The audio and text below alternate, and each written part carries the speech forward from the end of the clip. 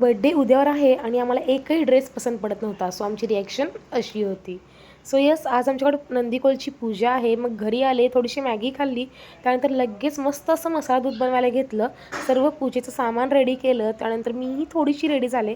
White कलरचा कुर्ताच मी wear केला होता. त्यानंतर आबूची काठी आली. माझ्या काकाने व पप्पाने अष्टगंध, इबत्ती, त्यानंतर फुलांनी छान असं हब्बूच्या काठीला सजवलं. त्यानंतर आम्ही सर्वांनी मिळून हब्बूच्या काठीला आमच्या घरामध्ये प्रवेश घेतला. त्यानंतर आम्हाला अचानक कळालं असल्यामुळं आम्ही अशी छोटीशीच तयारी केली होती. त्यानंतर लोक जमा होत होते, आमचे शेजारचे पाजारचे. त्यानंतर आमची ट्युशन आहे तिकडचे मुलं. त्यानंतर गुरुजींनी छान अशी पूजा मांडली. त्यांनी सर्वांना अष्टगंध लावलं आणि मस्तपैकी पूजेचा प्रारंभ झाला. त्यानंतर लगेच माझ्या काका आणि काकूंनी अभिषेकही करून घेतला.